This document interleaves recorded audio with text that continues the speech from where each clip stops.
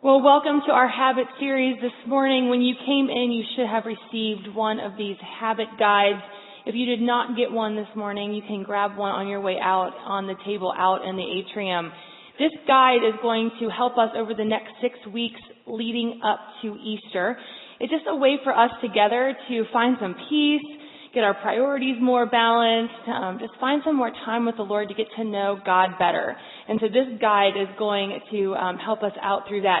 Many of these practices that are in this guide have come from the Bible, and they date back thousands of years. And we have a very unique experience here at Horizon to get to see one of those come alive right before us.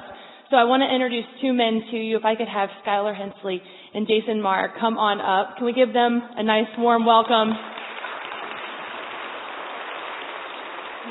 So in the Old Testament book of Numbers, we learn about a very specific practice called the Nazirite vow.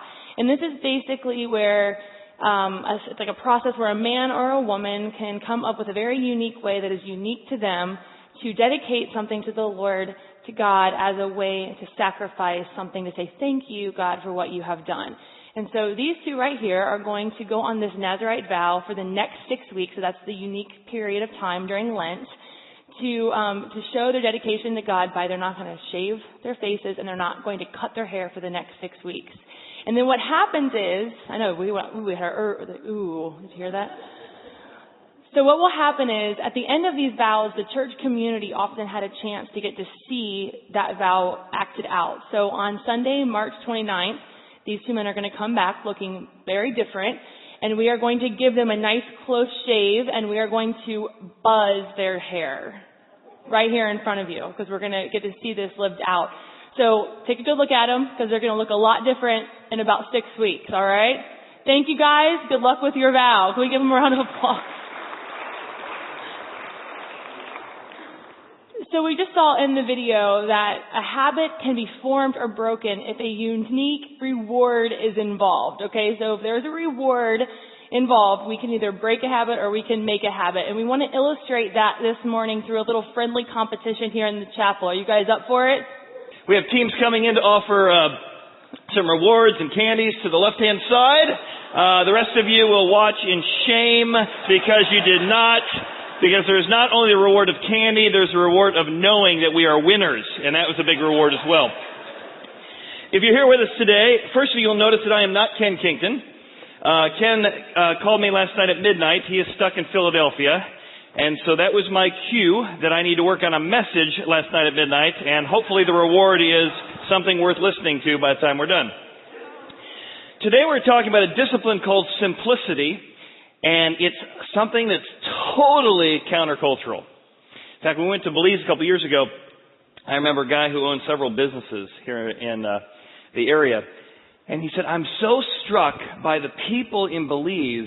They live such simple lives. It's so stress-free. I wish I had more of that here in Indian Hill.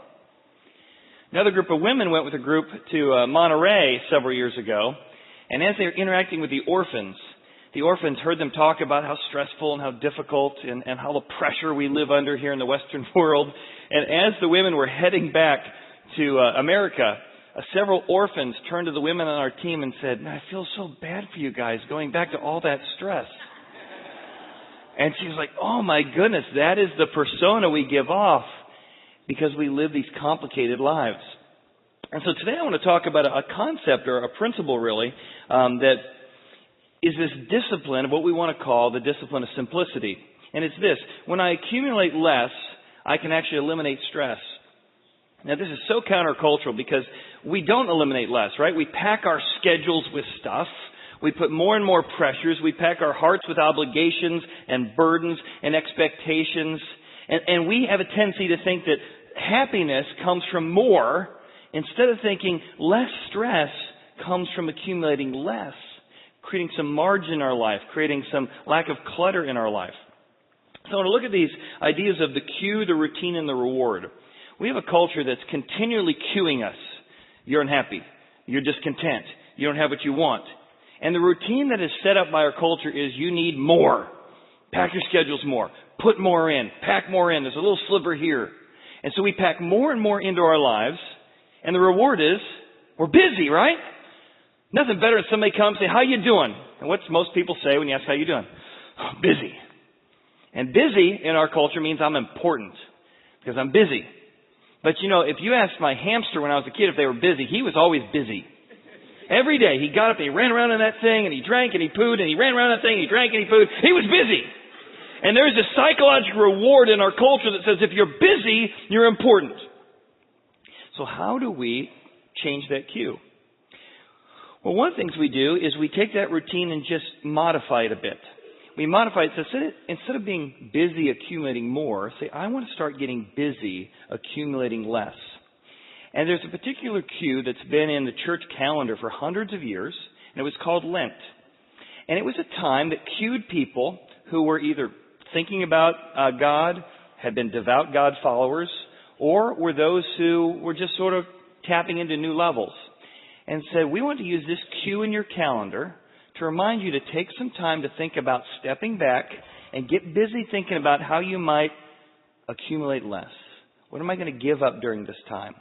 But it was more than just giving up something. It was saying, I want to pursue something. I want to give up one thing so that I can achieve a more stressless life. I can have more peace in my life. I'm not even sure if God exists. I'm not even sure if the Bible's true, but I'd like to participate in these healthy habits to see if God might be true, to see if I can engage with Him. So we're going to look at changing some of these routines because our culture, if you're like me, my typical routine as I look at my life is this. More stuff is always my default, busier schedules, a lack of boundaries, and whether it's my personal life or whether it's the organization, all organizations get increasingly complex. So we need times in our business schedule as well. We step back and say, wow, we've gotten so complex. How do we simplify and streamline and be more efficient? And the practice of simplicity gives us a time in life and in the season of the year to step back and put this in practice. I find myself many times chasing experiences, opportunities that I don't yet have, even if I don't know why I'm chasing them, except that my routine or habit is more is always better. There was a guy named, I think it's Richard Byrd? Yeah, Richard Byrd. He was born in 1888, and in 1912 he joined the U.S. Navy. And this guy is in the Explorers Hall of Fame for his incredible work, exploration of Antarctica and the Arctic area. He was in Nova Scotia for a while. This was a very busy, very accomplished man. Well, as he went down to, I think it was the Arctic or Antarctica, I can't remember which area, that he claimed on behalf of the United States. So this guy was sort of a who's who. But spending months in the barren wasteland of the Arctic, he just was forced to have more free time. He was forced to have more reflection time. He was forced to live simpler. And he wrote in his journal these words, I am learning that a man can live profoundly, I love that phrase, can live profoundly without the masses of things. We often buy things we do not need to impress people we do not like. I thought, man, isn't that the truth? We crave things we neither need nor enjoy. And the discipline of simplicity is a time of saying, I got to figure out why I'm doing these habits, these routines. What's the reward I think I'm getting out of it? Because sometimes I'm accumulating things I don't want or need to impress people I don't like. So what is the reward, and what might it look like to reflect and do something differently? So we're going to look at two things today, stress, and we're going to look at simplicity. The first one is stress. Stress is a routine that many of us have. I'm so stressed. That's our go-to default. Of accumulating more busyness, stuff, or anxiety with the cue of our culture that says you're never satisfied. There's a great passage in the book of Ecclesiastes, which is written by King Solomon. He was going through a midlife crisis. He had accumulated and filled his life with everything. Accomplishments, rewards, relationships. He tried it all. And this is his journal about why it didn't bring him the satisfaction he wanted. Moreover, the profit of the land is for all. Even the king is served by the field. He who loves silver will not be satisfied with silver. He didn't say there's anything wrong with profit, nothing wrong with land, there's nothing wrong with money. But he said ultimately these things don't fully satisfy. Just the accumulation of more things in your schedule, more stuff in your life, doesn't in of itself lead to the joy or the happiness or reward we're looking for. You think of that interview with Rockefeller years ago where the reporter said, hey, how much is enough? You remember his answer? Just a little bit more. Just a little bit more will be enough. But when do we find satisfaction and contentment? This isn't just when it comes to material things. Lent can be a time of reflection on the emotional things as well. We marry the man of our dreams, and then we spend the rest of our life trying to change him and make him better. We get that job in the firm that we hoped for and we worked for and we got our education for, and the minute we have that job, a week later, we're focused on becoming partner. We build our dream home. It finally is built, and after about a month of enjoying it, we say, we really need a house out west. We're immediately focused on that next thing. And part of that ambition is what makes us good at our job, but how do you mix in real contentment and joy with that ambition? Our kids played fall soccer. We were swamped. We didn't have any time to date. We had no date nights for 4 months. And just as it comes to an end and we're like collapsing from the stress of it, we say, indoor soccer starts in 1 week. And spring soccer. And summer soccer. And we keep accumulating more and more into our schedule, and we're stressed over it, and yet we keep that same routine. Let's use this as a time and a season of our church to step back and use these habits. Now, some of these habits, it's going to be like the black diamond. So if you're new to spirituality or you're new to pursuing God, I want you to know some of these things are going to be like the easy hills, the bunny hills. Some of these things are going to be like the black diamonds. So we've set this up each week with a different habit. Today we're talking about simplicity. Next week it'll be sacrifice, self-awareness. And each week gives you 5 steps. One thing you can do each day that take 2 or 3 minutes or less to just begin to practice this simplicity of pursuing God. And you might come to one like, for example, fasting. That's the idea of giving up a meal and using those hunger pains as a cue.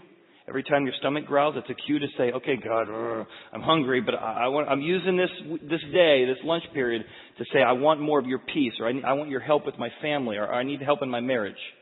And you might say, Chad, I am not giving up food. That does not sound very spiritual at all. So you might say, well, I'm not going to do the Tuesday thing. That's too black diamond for me. This is just a pathway at which you can step back and begin to reflect on where you are, and how the journey up to Easter might be a time of you establishing some new habits. So that's the journey we're going to go on. Now here's what Solomon mentions here. He says the problem with thinking accumulating more always leads to more happiness is that supply and demand always meet each other. Here's how he says it in the next part of the verse. Stress is the routine of accumulating more demand when you increase your supply of time, energy, and money. It says in Ecclesiastes 5, now, nor he who loves abundance with increase. In other words, the more abundance you have, you just keep increasing it. This also is meaningless or vanity. Why? Because when your goods increase, they increase who eat them. In other words, the minute you have a second home, the minute you have a third home, a fourth home, the more stuff you get, the more things you have, the cars you get, the hot tubs you have, it's just more stuff to fix, more stuff to manage, more people to take care of. The management responsibilities, the demand goes up with your supply. And this guy who's right, this got incredible supply. And he doesn't demonize the accumulation. He just says what you got to realize is the more you get, the more stress you have trying to manage it.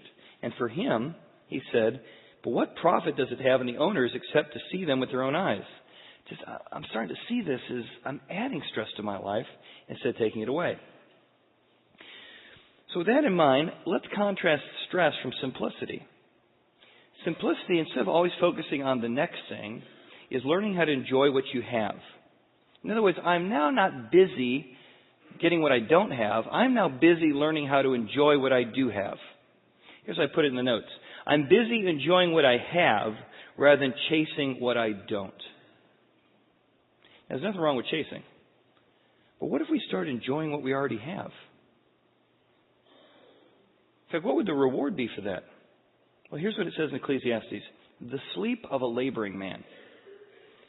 The word sleep, the rest, the peace of a man who works hard and enjoys it is sweet. When you find contentment, whether your sphere of influence is this big or this big, the same thing is sweet. I love and am enjoying what I have. Don't you long to enjoy what you have? Simplicity is enjoying what you have, and it is sweet, whether you have a little or a much. But the abundance of rich will not permit him to sleep.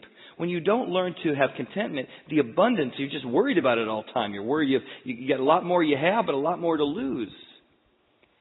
So what if we began to practice a discipline of simplicity, where we say, I'm going to get busy learning how to enjoy what I already have.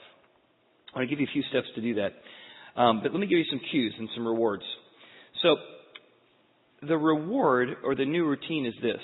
If you practice or go through this journey with us in the next 6 weeks, number one, you're going to have margin in your life. Margin is emotional space. It is scheduling space. It is just having a little room here and there to be thoughtful. And the reason you want margin in your life, the reason why God is suggesting margin in your life, not Martians, margin in your life, is because relationships cannot be rushed. Now, how many times have I tried to have a conversation with my son or daughter? Hey, Dad, can I talk to you for a second? Sure, can you make it quick? I'll wait later when you can listen slower. One of the reasons we have disciplines in our family, every Tuesday night we have a family movie night. Every Thursday during this season, I take my kids skiing at Perfect North. Every time we have a family movie night, it's not always great. Every time we have a time out to the ski, it's not always deep sharing. But I know if I put a rhythm or a habit of interacting with my kids, it's been 7 years now going to Perfect North every Thursday night. And I know on the ride out there or the ride back, one of those times I say, everybody put your phones away. You got to at least talk to Dad during one part of the trip. And on all those rides up the ski lift, hey, how are things going? Any disappointments in your life? That habit or rhythm of creating some space on a particular night of a week during a particular season has created space for conversations over the years. Because I know relationships can't be rushed. So I had to create margin in our schedule to have these connection points. The next thing is that the reward is time to be reflective. We're so busy doing, sometimes we're not reflective or thoughtful enough to ask this question. Why are we doing what we do? Sometimes we just, what is more and more and more. What if we stood back and said, but why am I doing it? See, margin creates space to answer the bigger questions in life, like what motivates us for what we do. And one of the things that helps us with this discipline of simplicity would be, do you remember when you first hired a realtor? We sold our house about 10 years ago, and I remember when a realtor comes in, they always do the same thing. We want to help you get the most out of your house, right? We want you to reward the most money out of your house. We want to do the most here. So what do you need to do? And they give you a routine. You got to get rid of half this junk. They go into your closet. This place is a disaster. Let's get rid of half these shirts and half these pants. And they go into your living room and say, you got way too much furniture here. And you pack your garage up. And you don't let anybody see in your garage. I mean, you didn't do this because you guys are practicing this already. But my garage is full of all kinds of junk. But my house looks wonderful. In fact, you walk in the closet and you're like, it just feels so settled. You walk in the living room and I remember thinking, I'd like to live here. Because realtors know that simplifying and decluttering creates space. You can just, your mind is more at ease, your emotions are more at ease when there's more simplicity in your life. I remember when we were selling our house, one morning, you get a knock on our bedroom door of our kids. And we have told them, you don't want to wake up Mom and Dad. We like to sleep. So we knew it had to be a big deal. So they come in, Mom, Dad, there's somebody here to look at the house. Look at the house. What is it? What day is it? It's Saturday. What time is it? 8. Oh, my goodness. Tell you what, I'll put my pants on. You get the kids, and I'll meet them at the door. So we're just, and I'm running in the closet and putting clothes on. Like, is the house even clean? Oh, my goodness. And I turned to my son. He was probably, 8 at the time, maybe 6. And I said, well, do you know who it is? He says, April Fools. Kill that boy. April Fool. That was the best joke he's ever got on me. But it reminded me that what a realtor tells you to do when you sell your home actually creates the home somebody else would enjoy. What if we all, and this is part of the first week's lessons, what if we all hired an imaginary realtor? We began to go through our life and declutter to create space and margin for peace and reflection. Margin is simply creating the discipline or habit to enjoy things. The margin space to enjoy what I have. Again, the writer says it this way. It is good and fitting for one to eat and drink and to enjoy the good of all his labor. Many of us have worked really hard for what we have. We have set goals. We have given long hours. And that has accomplished incredible things. And don't give that up. But are you really enjoying what you have? What if we were just as busy learning how to enjoy what we have as accumulating what we don't yet have? It is good and fitting to enjoy the good of your labor to which you toil under the sun all the days of your life, and to recognize and to think about the fact that God has entrusted all this to you. There's something powerful about learning to enjoy what you have, whether it's a little or a lot. I remember when we were in high school, we went to D.C., went to the Federal Reserve where they print the money, and you could buy for $20 like $18. Now, why would you spend $20 to buy $18? Well, the $1 bills came off the printing press, and they hadn't cut them yet. So it was like 1, 1, 1, 1, 1, 1, 1, 1, but they're all in one sheet. So we bought two sheets, a sheet of dollar bills and a sheet of $2 bills. And my dad folded this thing up in his wallet. And for the next year, we had more fun with these $1 bills. Because Dad would go into a restaurant, and just when we went to pay, he'd pull out his wallet, and he'd pull out these dollars, and they just kept folding. And he had this giant sheet of money, and he would, with a straight face, look at the lady or the cashier and say, "I'm sorry, I haven't cut this batch yet." And the look in their eyes. And my parents were certainly not wealthy, but one of the things they taught us is how to find joy and contentment in the little things in life. And then as the sphere of influence increased, that same quality existed. If you can enjoy little things, you can also learn to enjoy great things, even more so. So I want to give you the A, B, C's, and D's of simplicity. So here it is. A, accumulate less. There's a severe evil, which I've seen under the sun, riches kept for the owner to his hurt. In other words, are the riches in your life producing what you hope they'd produce, or are they creating a level of stress and complexity that is robbing you of joy? Maybe it's time to begin to step back and say, I need to accumulate less. Now, here's the problem with that. We have a culture who's obsessed with doing the opposite. So if you begin to pursue the discipline of this, you're going to feel the pressure that you're crazy. And you say, I want it, I want contentment, I want that. But the pressure is, you shouldn't say that. I'll give you an example. I love Cub Scouts.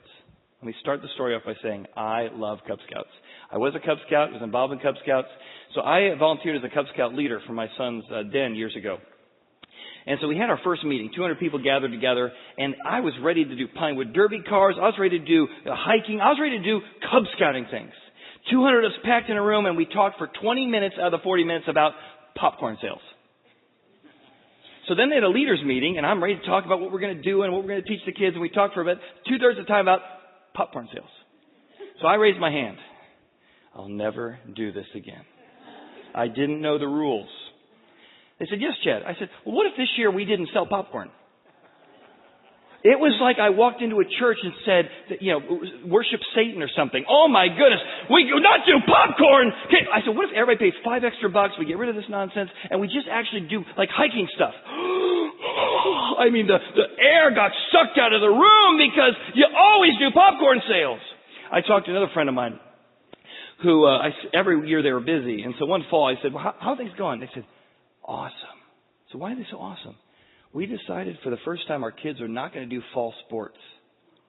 Not do fall sports. What about the college they're going to get into? What about they're not going to get a team? They're not going to get a scholarship? And they're going to be bums? Oh my goodness. And they're like, you know what? We decided we're just going to take one season and not do fall sports. And our kids are loving it. They were so stressed about all the stuff going on. We've created some space and margin. We think we're going to do this every fall.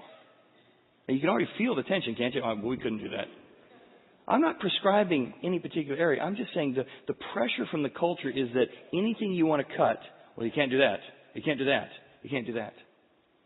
But the discipline of simplicity is saying in a culture that does not in any way know how to cut, I'm going to step back and figure out what I might want to cut because I want the rewards of margin and thoughtfulness and reflection and deeper relationships. And that's the first step. We accumulate less. The second step is referenced here by Richard Foster. He says, masses of things complicate our life. They need care and concern and insurance and maintenance and repair. They must be sorted and dusted and resorted ad nauseum. So let's make sure the things we accumulate are bringing the joy we hope that they would have. Again, here's the second point. Bask in your bounty. Now, this is hard to believe in a culture that's always focused on your next thing or the missing thing. Almost every one of us, even the poorest among us, the lifestyle we live here in America is what thousands of years of people all over the world prayed for would be considered royalty. The fact that you have any free time is a luxury to most people in the world even today. So we have a bounty in the world's history, but we don't bask in our bounty. We don't enjoy what we have. We're not thankful what we have. We're not like, oh my goodness, we are living what thousands of years of people in history prayed for and hoped for, and yet we don't bask in it. Here's what Ecclesiastes says.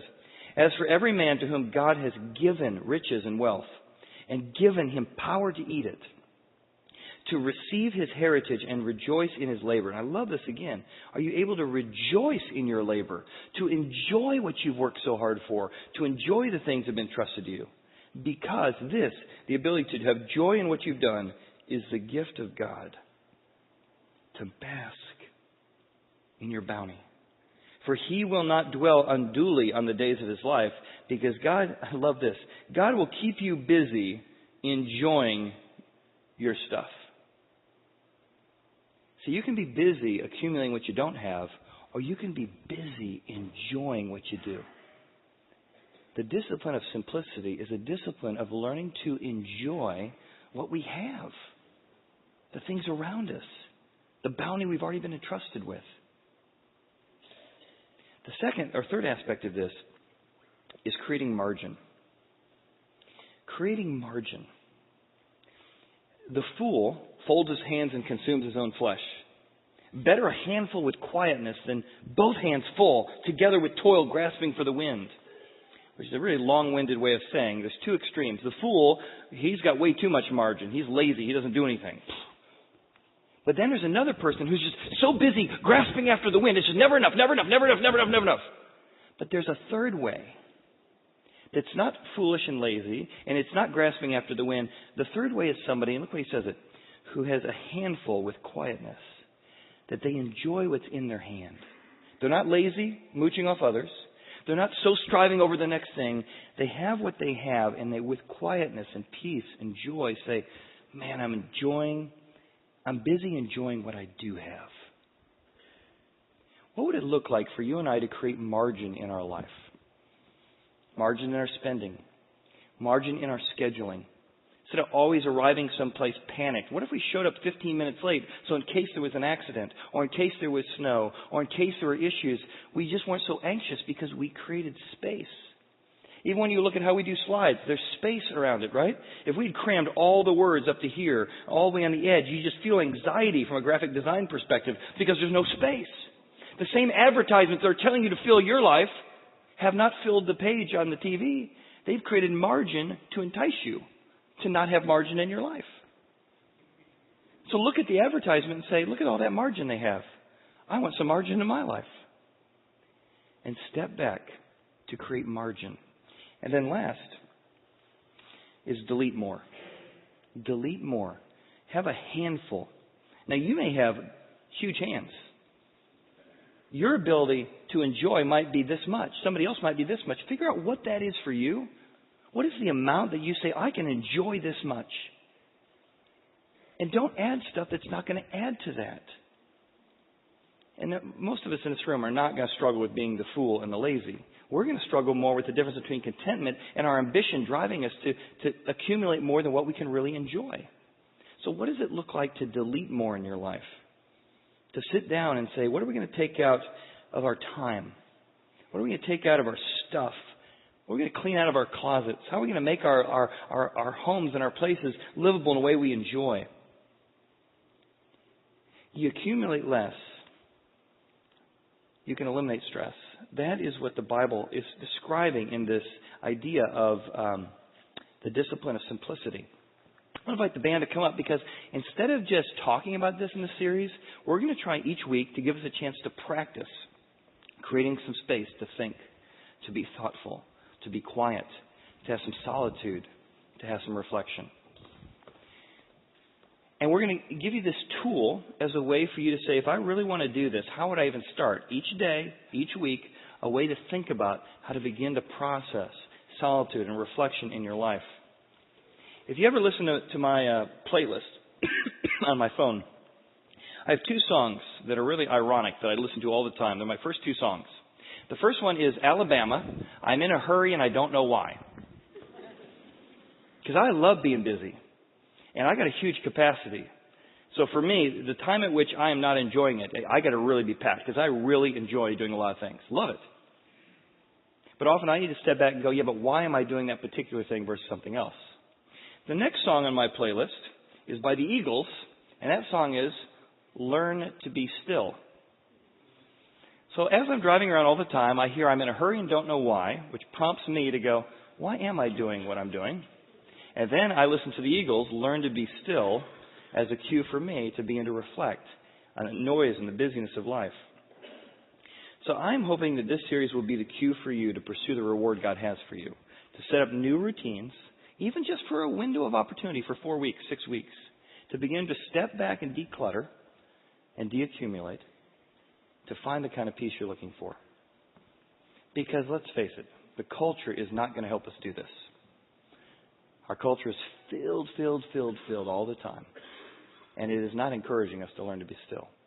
So let's take a few moments together and feel what our culture feels like and step back and create some solitude.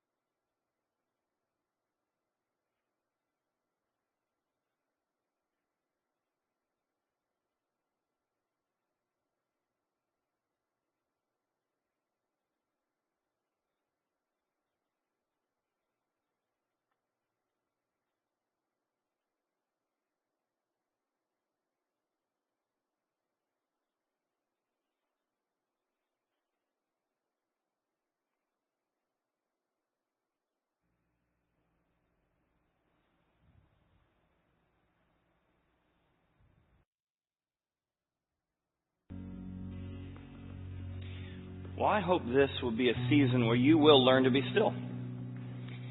Now, for many, maybe you grew up and you practiced Lent, or you took seasons of your life, New Year's Day, for example, to make a New Year's resolution. You gave up something. But maybe you just gave up something because it was a routine. It wasn't to gain something else. We'll talk more about that next week. What if you use this cue in your calendar to say, I want to give up something so that that could be my reminder every time I see that caffeine or see that sugar or see that meat. That's the cue that, God, I want to use this time to pursue you and the life you've called me to in a new way. To learn to be still. I know for me, my capacity at work is much higher when I'm operating about 90%.